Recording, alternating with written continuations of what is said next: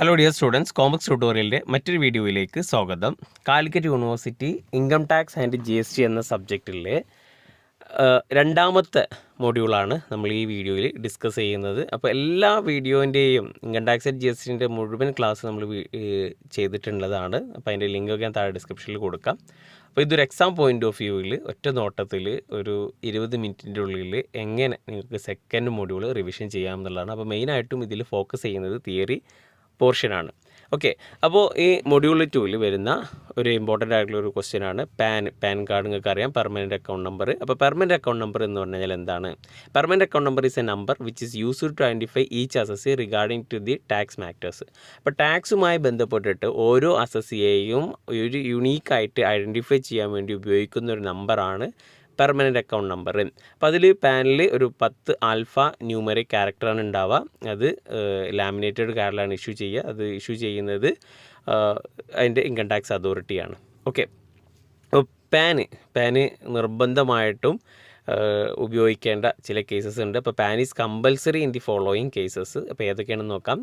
Income exceed exemption limit. Exemption ലിമിറ്റിനേക്കാൾ കൂടുതലായി കഴിഞ്ഞ് കഴിഞ്ഞാൽ, ഓക്കെ, അപ്പോൾ എക്സംഷൻ ലിമിറ്റ് നമുക്കറിയാം 2,50,000 ആണ്. അപ്പോൾ അതിനേക്കാൾ കൂടുതലായി കഴിഞ്ഞ് കഴിഞ്ഞാൽ പാൻ കാർഡ് നിർബന്ധമാണ്, പാന് നിർബന്ധമാണ്. പിന്നെ അതേപോലെ liable to pay tax on behalf of other person. മറ്റൊരു വ്യക്തിയുടെ പേരിൽ അല്ലെങ്കിൽ മറ്റൊരു വ്യക്തിയുടെ ബിഹാഫിൽ ടാക്സ് പേ ചെയ്യണമെന്നുണ്ടെങ്കിലും പാൻ നിർബന്ധമാണ്.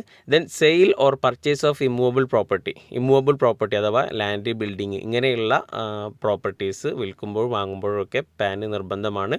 പിന്നെ ഒരു ഡിമാറ്റ് അക്കൗണ്ട് ഓപ്പൺ ചെയ്യുമ്പോൾ, ഡിമാറ്റ് അക്കൗണ്ട് എന്ന് പറഞ്ഞു കഴിഞ്ഞാൽ സെക്യൂരിറ്റീസ് വാങ്ങാനും ഷെയർ വാങ്ങാനും വിൽക്കാനൊക്കെ വേണ്ടിയിട്ടാണ് ഡിമാറ്റ് അക്കൗണ്ട് പൊതുവെ ഓപ്പൺ ചെയ്യാറ്. അപ്പോൾ അതിന് ഈ പാന് നിർബന്ധമാണ്. Then application of debit card and credit card. Debit കാർഡും ക്രെഡിറ്റ് കാർഡൊക്കെ അപ്ലൈ ചെയ്യാൻ. പിന്നെ purchase of bank draft exceeding 50,000 മുകളിലുള്ള ഒരു ബാങ്ക് ഡ്രാഫ്റ്റ് പർച്ചേസ് ചെയ്യണമെന്നുണ്ടെങ്കിലൊക്കെ പാൻ നിർബന്ധമാണ്. അപ്പോൾ എക്സാമിന് ചോദിക്കും പാൻ നിർബന്ധമായിട്ടുള്ള കേസസ് ഏതൊക്കെയാണ്, സിറ്റുവേഷൻസ് ഏതൊക്കെയാണെന്നുള്ളതൊക്കെ. പിന്നെ ഒരു അടുത്തൊരു ടോപ്പിക്കാണ് അസസ്മെൻറ്റ് എന്ന് പറയുമ്പോൾ it means the computation of total income and the determination of tax payable by the assessee. അപ്പോൾ ഒരു അസസിയുടെ ടോട്ടൽ ഇൻകം കമ്പ്യൂട്ട് ചെയ്യാം, അതേപോലെ ടാക്സ് എത്ര ടാക്സ് അടക്കേണ്ടത് എന്നുള്ളതൊക്കെ ഡിറ്റർമിൻ ചെയ്യുന്നതിനെ, ആ ഒരു പ്രോസസ്സിനെയാണ് അസസ്മെൻറ്റ് എന്ന് പറയുന്നത്. അപ്പോൾ procedure of assessment of income tax. അപ്പോൾ ഇൻകം ടാക്സ് അസസ്മെൻറ്റ് ചെയ്യുന്നതിൻ്റെ പ്രൊസീജിയേഴ്സ് എന്തൊക്കെയാണെന്ന് നോക്കാം. First one, filing the return of income tax return ചെയ്യുക എന്ന് വെച്ച് കഴിഞ്ഞാൽ ടാക്സ് ഒക്കെ കാൽക്കുലേറ്റ് ചെയ്യുന്നതിനാണ് റിട്ടേൺ ചെയ്യുക എന്നുള്ളത് പറയുന്നത്. അപ്പോൾ അത് റിട്ടേൺ ചെയ്ത് സബ്മിറ്റ് ചെയ്യുന്നതിനാണ്, ടാക്സ് അതോറിറ്റിക്ക് സബ്മിറ്റ് ചെയ്യുന്നതിനാണ് filing of return of income tax. Then computation of taxable income of the assessee. Taxable income calculate ചെയ്യുക. പിന്നെ determination of sum payable by the assessee. എത്രയാണ് ഓരോ അസസി എത്രയാണ് പേ ചെയ്യേണ്ടത്, ടാക്സ് ഇനത്തിൽ എത്രയാണ് അസസി പേ ചെയ്യേണ്ടത് എന്നുള്ളത് ഡിറ്റർമിൻ ചെയ്യുക. Making the assessment order make ചെയ്യുക and issue the notice of demand specify the sum payable by the assessee. Okay, then assessment different types of assessment ഉണ്ട്, എക്സാമിന് ചോദിക്കും. ഇൻകം ടാക്സ് റിട്ടേൺ പലപ്പോഴും ചോദിച്ചിട്ടുള്ള ക്വസ്റ്റ്യനാണ്. ഇൻകം ടാക്സ് റിട്ടേൺ എന്ന് പറഞ്ഞു കഴിഞ്ഞാൽ the statement in which the assessee disclose the details of his income during the previous year is called income tax return. അപ്പോൾ ഒരു വ്യക്തിക്ക് പ്രീവിയസ് ഇയറിൽ ആ വ്യക്തിയുടെ ഏതൊക്കെ തരത്തിൽ ഇൻകം കിട്ടിയിട്ടുണ്ട് അതിൻ്റെ ഡീറ്റെയിൽസ് ഡിസ്ക്ലോസ് ചെയ്യുന്ന ഒരു സ്റ്റേറ്റ്മെൻറ്റാണ് ഇൻകം ടാക്സ് റിട്ടേൺ എന്നുള്ളത്. അപ്പോൾ റിട്ടേൺ ഫയൽ ചെയ്യുക. ഇൻകം ടാക്സ് റിട്ടേൺ എന്ന് പറഞ്ഞു കഴിഞ്ഞാൽ ആ ഒരു അസസിക്ക് കഴിഞ്ഞ വർഷം അല്ലെങ്കിൽ ആ പ്രീവിയസ് ഇയറിൽ ഏതൊക്കെ തരത്തിൽ ഇൻകം ഉണ്ട് ആ ഇൻകത്തിൻ്റെ ഡീറ്റെയിൽസ് ഡിസ്ക്ലോസ് ചെയ്യുന്ന ഒരു സ്റ്റേറ്റ്മെൻറ്റാണ് ഇൻകം ടാക്സ് റിട്ടേൺ. പിന്നെ different kinds of income tax return ഉണ്ട്, അതിൽ പെട്ടതാണ് ഫസ്റ്റ് വൺ വോളണ്ടറി റിട്ടേൺ എന്ന് പറയുമ്പോൾ if a person file the return on according to income tax act before the due date is known as voluntary return.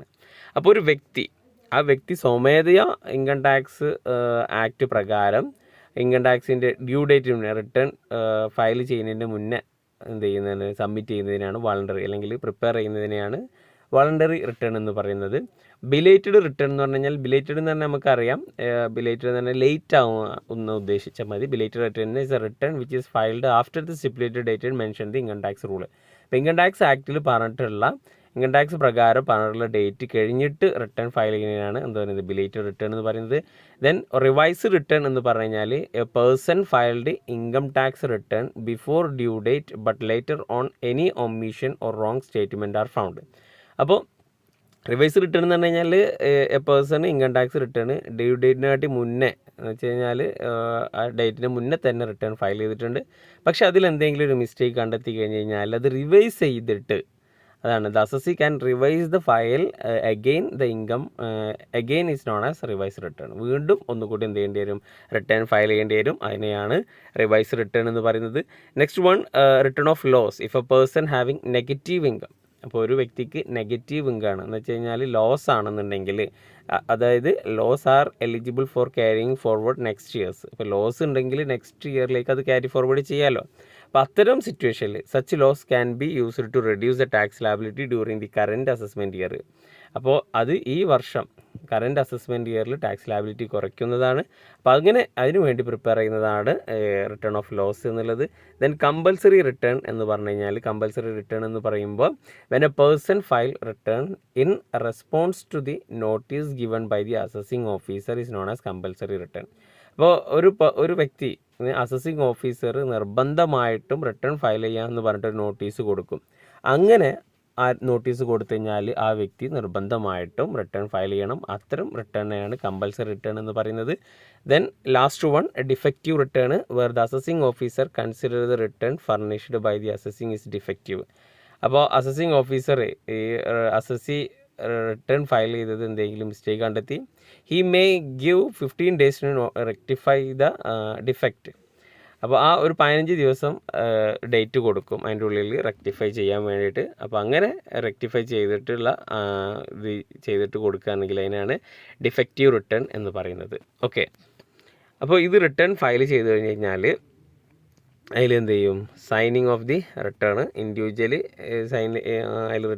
Sign ചെയ്യേണ്ടത് individual തന്നെയാണ്. HUF-ൽ റിട്ടേണിൽ file ചെയ്യേണ്ടത് sign ചെയ്യേണ്ടത് കർത്തയാണ്. കമ്പനിയിൽ MD ആണ്. ഫാമിലാണെങ്കിൽ മാനേജിങ് പാർട്ട്നേഴ്സ്, പൊളിറ്റിക്കലാണെങ്കിൽ chief executive officer, local authority ആണെങ്കിൽ പ്രിൻസിപ്പൽ ഓഫീസർ, അസോസിയേഷൻ ആണെങ്കിൽ മെമ്പർ ഓഫ് അസോസിയേഷൻ. ഓക്കെ, അപ്പോൾ ഇതാണ് അതിൽ നോക്കാനുള്ളത്. പിന്നെ ഇമ്പോർട്ടൻ്റ് ആയിട്ടുള്ള ഒരു ഏരിയയാണ് ഇൻകം ടാക്സ് അതോറിറ്റീസ് എന്ന് പറഞ്ഞു കഴിഞ്ഞാൽ. അപ്പോൾ ഇൻകം ടാക്സ് അതോറിറ്റി എന്ന് പറഞ്ഞു കഴിഞ്ഞാൽ എന്താണ്, അപ്പോൾ ഇൻകം ടാക്സ് കളക്ട് ചെയ്യാൻ വേണ്ടിയിട്ട് അല്ലെങ്കിൽ ഇൻകം ടാക്സിൻ്റെ റൂൾസ് ഫോളോ ചെയ്യാൻ വേണ്ടിയിട്ടും അതിൻ്റെ ഇൻകം ടാക്സ് ഇമ്പോസ് ചെയ്യാനൊക്കെ വേണ്ടിയിട്ട് നിശ്ചയിച്ചിട്ടുള്ള ഒരു അതോറിറ്റിയാണ് ഇൻകം ടാക്സ് അതോറിറ്റി. അപ്പോൾ ഇൻകം ടാക്സ് അതോറിറ്റീൻ്റെ അപ്പെക്സ് അതോറിറ്റിയാണ് central board of direct tax, CBDT. എക്സാമിന് ചോദിക്കും. Central board of direct tax ആണ് അതിൻ്റെ അപ്പെക്സ് അതോറിറ്റി. പിന്നെ അതുമായി ബന്ധപ്പെട്ടിട്ട് director general of income tax ഉണ്ട്, director of income tax, additional director of general of income tax, joint director of income tax, deputy director of income tax, assistant director of income tax and income tax officer, tax recovery officer. അപ്പോൾ ഇങ്ങനെ പല ഓഫീസേഴ്സും അതോറിറ്റിയും ഉണ്ട്. അപ്പോൾ അതൊക്കെ എല്ലാവർക്കും ഏകദേശം ഒരേപോലെ ഡ്യൂട്ടിയും റെസ്പോൺസിബിലിറ്റിയൊക്കെ തന്നെയാണ്. ഏറ്റവും top most central board of direct tax ആണ് അതിൻ്റെ എല്ലാ ഉത്തരവാദിത്വവും. നെക്സ്റ്റ് ടോപ്പിക്കാണ് types of assessment. Different types of assessment. അതിലൊന്നാണ് self assessment, second one assessment on the base of return, regular assessment. പിന്നെ റെഗുലർ അസസ്മെൻറ്റിൽ നിന്ന് രണ്ടെണ്ണമുണ്ട്. Assessment on the basis of എവിഡൻസും ബെസ്റ്റ് ജഡ്ജ്മെൻറ്റ് അസസ്മെൻറ്റും. Then re assessment, precautionary assessment. Okay, അപ്പോൾ ഇതിൽ first one self assessment. Self assessment എന്ന് പറഞ്ഞു കഴിഞ്ഞാൽ ഒരു അസസ്സി സ്വന്തമായിട്ട് ടോട്ടൽ ഇൻകം കാൽക്കുലേറ്റ് ചെയ്യുന്നു, അല്ലേ. Himself compute the total income, tax liability and submitting after paying tax is known as self assessment. അപ്പോൾ ടോട്ടൽ ഇൻകം കാൽക്കുലേറ്റ് ചെയ്യുന്നു, ടാക്സ് ലയബിലിറ്റി കാൽക്കുലേറ്റ് ചെയ്യുന്നു, അതൊക്കെ സബ്മിറ്റ് ചെയ്തിട്ട് ശേഷം എന്ത് ചെയ്യുന്നു, ടാക്സ് പേ ചെയ്യുന്നു. അതിനെയാണ് സെൽഫ് അസസ്മെൻറ്റ് എന്ന് പറയുന്നത്. ദെൻ രണ്ടാമത്തത് assessment on the basis of return. Assessment on the base of return എന്ന് പറയുമ്പോൾ where the return has been filed by an assessee. Assessee എന്ത് ചെയ്തു, റിട്ടേൺ ഫയൽ ചെയ്തു. Assessing officer will assess the income of the person keeping view of relevant provision. Such assessment is called assessment on the base of return. അപ്പോൾ assessee return file ചെയ്തു. Assessing officer എന്ത് ചെയ്യുന്നു, അതൊക്കെ നോക്കുന്നു, relevant ആയിട്ടുള്ള പ്രൊവിഷൻസൊക്കെ നോക്കിയിട്ട് correct ആണോ എന്ന് ജസ്റ്റ് ഒന്ന് ചെക്ക് ചെയ്യുന്നു. അപ്പോൾ അതിൻ്റെ ബേസിൽ അങ്ങനെ അസസിങ് ഓഫീസർ ഒരു ചെക്ക് ചെയ്യുന്നുണ്ടെങ്കിൽ അതിനെയാണ് assessment on the base of return എന്ന് പറയുന്നത്. നെക്സ്റ്റ് വൺ റെഗുലർ അസസ്മെൻറ്റ് എന്ന് പറഞ്ഞു കഴിഞ്ഞാൽ it means assessment made on the basis of evidence or best judgment. എവിഡൻസിൻ്റെയും ബെസ്റ്റ് ജഡ്ജ്മെൻറ്റ് ബേസിലൊക്കെ അസസ്മെൻറ്റ് ചെയ്യുന്നതാണ് റെഗുലർ അസസ്മെൻറ്റ് എന്ന് പറയുന്നത്. ഇപ്പോൾ റെഗുലർ അസസ്മെൻറ്റിൽ ഒന്നാമത്താണ് assessment on the base of evidence. അപ്പോൾ a detailed assessment on income tax is return filed by a tax payer is called scrutiny assessment or assessment on the base of evidence. അപ്പോൾ detail ആയിട്ടുള്ള assessment income tax return file ചെയ്തതിൻ്റെ അടിസ്ഥാനത്തിൽ detail ആയിട്ടുള്ള എല്ലാ കാര്യങ്ങളും check ചെയ്ത് അതിൻ്റെ വൗച്ചറും ബില്ലും കാര്യങ്ങളൊക്കെ ചെക്ക് ചെയ്തിട്ട് എവിഡൻസിൻ്റെ ബേസിൽ അസസ്മെൻറ്റ് നടത്തുന്നതിനാണ് assessment on the base of evidence എന്ന് പറയുന്നത്. ദെൻ നെക്സ്റ്റ് റെഗുലർ അസസ്മെൻറ്റിൽ രണ്ടാമത്താണ് ബെസ്റ്റ് ജഡ്ജ്മെൻറ്റ് അസസ്മെൻറ്റ് എന്ന് പറഞ്ഞു കഴിഞ്ഞാൽ it is assessment by the assessing officer to the best of his judgment after taking to account of all relevant material which is collected. അപ്പോൾ relevant ആയിട്ടുള്ള എല്ലാ മെറ്റീരിയലും assessing officer collect ചെയ്തതിൻ്റെ ബേസിസിൽ assessing officer ഒരു ബെസ്റ്റ് ജഡ്ജ്മെൻ്റ് ആയിട്ട് അല്ലെങ്കിൽ അദ്ദേഹത്തിൻ്റെ ഒരു ജഡ്ജ്മെൻറ്റിൽ അസസ്മെൻറ്റ് നടത്തുന്നതിനാണ് ബെസ്റ്റ് ജഡ്ജ്മെൻറ്റ് അസസ്മെൻറ്റ് എന്ന് പറയുന്നത്. Then next one re assessment. പലപ്പോഴും ചോദിച്ചിട്ടുള്ള ക്വസ്റ്റ്യനാണ് റീ അസസ്മെൻറ്റ് അല്ലെങ്കിൽ ഇൻകം എസ്കേപ്പിംഗ് അസസ്മെൻറ്റ് എന്ന് പറയുന്നത്.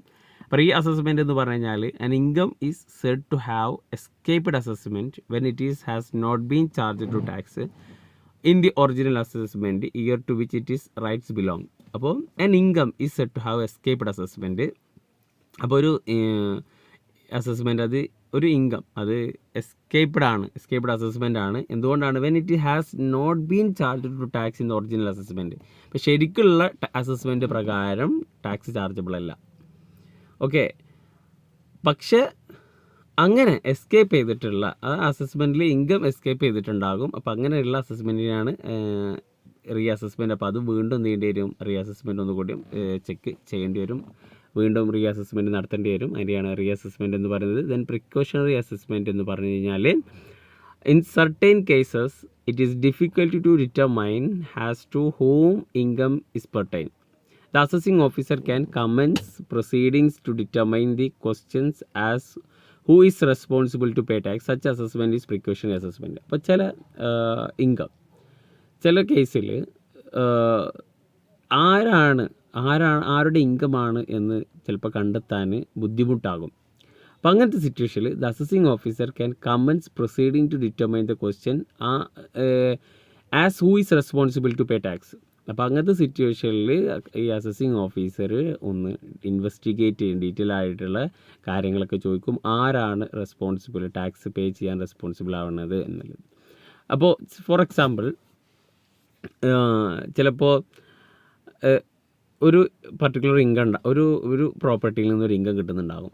ഓക്കെ, അപ്പോൾ അതിൻ്റെ യഥാർത്ഥ അവകാശി ചിലപ്പോൾ കേസിൽ നടക്കുന്നതാവാം. അപ്പോൾ അതിൻ്റെ യഥാർത്ഥ അവകാശി ആരാണെന്ന് ചിലപ്പോൾ ഡിറ്റർമൈൻ ചെയ്യാൻ പറ്റില്ല, അസസിങ് ഓഫീസറിന് സംശയമാവും.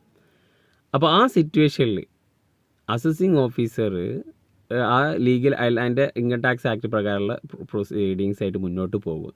അപ്പോൾ ആക്ച്വലി അപ്പോൾ ആ സമയത്ത് ആരാണോ ടാക്സ് പേ ചെയ്യുന്നത് ആ വ്യക്തി എന്ത് ചെയ്യേണ്ടി വരും? ടാക്സ് കൊടുക്കേണ്ടി വരും. ആ വ്യക്തി അതാണ് the assessing officer can commence proceeding to determine the question has who is responsible to pay tax. Such assessment is called precautionary assessment. Okay, പിന്നെ ഈ CBDT പലപ്പോഴും ചോദിച്ചിട്ടുള്ളതാണ്. Central board of direct tax, highest authority of income tax department. It is make rules and issues of instruction and direction to the other income tax authority. മറ്റെല്ലാ income tax authorities പറഞ്ഞല്ലോ, അപ്പോൾ അവർക്ക് വേണ്ടിയിട്ടുള്ള എല്ലാ ഇൻസ്ട്രക്ഷൻസും ഡയറക്ഷൻസും ഒക്കെ കൊടുക്കുന്ന ഒരു അതോറിറ്റിയാണ് CBDT. അതാണ് ഏറ്റവും ഇൻകം ടാക്സ് ഡിപ്പാർട്ട്മെൻറ്റ് ഏറ്റവും ഹയസ്റ്റ് അതോറിറ്റി. ഓക്കെ, അപ്പോൾ ഇൻകം ടാക്സ് അതോറിറ്റിയുടെ powers and functions: power to call information, power to requisition of books of account, power to search and seizure, power regarding discovery of evidence, power to collect certain information, power to inspect company register, power of survey, power to disposal of appeal. അപ്പോൾ ഇത് important ആണ്. CBDTയുടെ പവേഴ്സും ഫങ്ഷൻസും ചോദിക്കാറുണ്ട്. Then next ടോപ്പിക്കാണ് advance tax, advance payment of tax. Advance payment of tax എന്ന് പറഞ്ഞു കഴിഞ്ഞാൽ the assessee is required to pay tax on current income by instalment during the financial year itself is called advance payment of tax. നമ്മൾ പഠിച്ചിട്ടുണ്ട് previous ഇയറിൽ income earn ചെയ്യുന്ന assessment ഇയറിലാണ് tax calculate ചെയ്ത് tax കൊടുക്കുക എന്നുള്ളത്. പക്ഷേ ഒരു 10,000 രൂപയുടെ മുകളിൽ ടാക്സ് പേ ചെയ്യുന്ന വ്യക്തിയാണെന്നുണ്ടെങ്കിൽ ഫിനാൻഷ്യൽ ഇയറിൽ ഇൻകം ഏൺ ചെയ്യുന്നതിന് ആ കറണ്ട് ഇയറിൽ തന്നെ ആ ഫിനാൻഷ്യൽ ഇയറിൽ തന്നെ ഇൻസ്റ്റാൾമെൻ്റ് ആയിട്ട് ടാക്സ് പേ ചെയ്യുന്നതിനാണ് അഡ്വാൻസ് പേയ്മെൻറ്റ് ഓഫ് ടാക്സ് എന്ന് പറയുന്നത്. പിന്നെ TDS ടാക്സ് ഡിഡക്റ്റഡ് സോഴ്സസ് എന്ന് പറഞ്ഞു കഴിഞ്ഞാൽ TDS is a income tax reduced from the money paid at the time of making specified payment by the person making such payment. അപ്പോൾ ഒരു income tax TDS എന്ന് പറഞ്ഞാൽ ഒരു ഇൻകം ടാക്സ് ആണ്, reduce ചെയ്യുന്നു from the money paid to the time of making specified payment. അപ്പോൾ ഏതെങ്കിലും ഒരു പേയ്മെൻറ്റ് കൊടുക്കുമ്പോൾ ആദ്യം തന്നെ ടാക്സ് പിടിച്ചതിന് ശേഷം കൊടുക്കുന്നതിനാണ് TDS എന്ന് പറയുന്നത്. ഫോർ എക്സാമ്പിൾ സാലറി ആണെന്നുണ്ടെങ്കിൽ സാലറി കൊടുക്കുന്നതിന് മുമ്പ് ടാക്സ് പിടിച്ചിട്ട് എന്ത് ചെയ്യും, സാലറി കൊടുക്കും. അപ്പോൾ അങ്ങനെയുള്ള ആ ഡിഡക്റ്റ് ചെയ്യുന്നതിനെയാണ് TDS ടാക്സ് ഡിഡക്റ്റഡ് സോഴ്സ് എന്ന് പറയുന്നത്. പിന്നെ ഇൻകം അപ്ലിക്കബിൾ ടു TDS. അപ്പോൾ ഏതൊക്കെ സിറ്റുവേഷനിലാണ് TDS അപ്ലിക്കബിൾ ആവുക സാലറിയുടെ കേസിൽ ഗവൺമെൻറ് എംപ്ലോയീസിൻ്റെ സാലറി കൊടുക്കുമ്പോൾ ആദ്യം തന്നെ ടാക്സ് പിടിച്ചിട്ടാണ് പിന്നെ സാലറി കൊടുക്കുക. പിന്നെ ഇൻട്രസ്റ്റ് ഓൺ സെക്യൂരിറ്റീസ്, നമുക്ക് ഇൻട്രസ്റ്റ് കിട്ടുന്ന സമയത്ത്, ഡിവിഡൻഡ്, ഇൻഷുറൻസിൻ്റെ commission, winning from lottery lottery അടിച്ചു കഴിഞ്ഞാൽ ഫുൾ എമൗണ്ട് കിട്ടില്ല, ടാക്സ് പിടിച്ചതിന് ശേഷമാണ് കൊടുക്കുക. Payment of national saving certificate NSS, payment of NSS. പിന്നെ അതൊക്കെ സിറ്റുവേഷനിലാണ്. ഇനി ഒരുപാട് സിറ്റുവേഷൻസ് ഉണ്ട്. പിന്നെ റിക്കവറി ഓഫ് ടാക്സ് എന്ന് പറഞ്ഞു കഴിഞ്ഞാൽ the process of recovering arrear of tax arrear ഉണ്ടെങ്കിൽ അത് റിക്കവർ ചെയ്യും. അതിൻ്റെ ഇൻട്രസ്റ്റും പെനാൽറ്റിയും പിന്നെ എന്തൊക്കെയാണോ ഈ ആക്ട് പ്രകാരം കൊടുക്കാനുള്ളത് അതൊക്കെ കൂടിയിട്ട് റിക്കവർ ചെയ്യും. അതിനെയാണ് റിക്കവറി ഓഫ് ടാക്സ് എന്ന് പറയുന്നത്. പിന്നെ modes of recovery of tax പലതരത്തിൽ റിക്കവർ ചെയ്യാം. ഒന്ന് certificate to tax recovery officer മുഖേന ഒരു സർട്ടിഫിക്കറ്റ് കൊടുക്കും. അറ്റാച്ച്മെൻറ്റ് ഓഫ് സാലറിയുടെ കൂടെ അറ്റാച്ച് ചെയ്തിട്ട് അങ്ങനെ റിക്കവർ ചെയ്യും. ഗാർണിഷ് ഓർഡർ, കോടതി വഴി, പിന്നെ മൂവബിൾ പ്രോപ്പർട്ടി വിറ്റിട്ട്, പിന്നെ recovery through the state government. പിന്നെ last income tax return already പറഞ്ഞിട്ടുള്ളതാണ്. ഇൻകം ടാക്സ് റിട്ടേൺ എന്ന് പറഞ്ഞു കഴിഞ്ഞാൽ statement on which the assessee disclose the details of his income during the previous year is called income tax return. Previous ഇയറിൽ അദ്ദേഹത്തിൻ്റെ ഇൻകത്തിൻ്റെ എല്ലാ detail ആയിട്ടുള്ള കാര്യങ്ങളും ഡിസ്ക്ലോസ് ചെയ്തിട്ട് ചെയ്യുന്ന ഒരു സ്റ്റേറ്റ്മെൻറ്റാണ് ഇൻകം ടാക്സ് റിട്ടേൺ എന്ന് പറയുന്നത്. അപ്പോൾ ഇത്രയാണ് സെക്കൻഡ് മൊഡ്യൂളിൽ പഠിക്കാനുള്ളത്. അപ്പോൾ ഇത് തിയറി ഭാഗമാണ്. തിയറി ഭാഗം തന്നെ പഠിച്ചു കഴിഞ്ഞാൽ തന്നെ നിങ്ങൾക്ക് പാസ്സാവാം. GST ഓൾമോസ്റ്റ് തിയറി തന്നെയാണ്. അപ്പോൾ നന്നായിട്ട് പഠിച്ചു കഴിഞ്ഞാൽ നിങ്ങൾക്ക് തിയറി പഠിച്ചാൽ തന്നെ നല്ല മാർക്ക് സ്കോർ ചെയ്യാൻ സാധിക്കും. അപ്പോൾ ഇനി അടുത്ത തേർഡ് മൊഡ്യൂൾ കുറച്ച് കഴിയുമ്പോഴേക്കും അപ്ലോഡ് ചെയ്യുന്നതായിരിക്കും.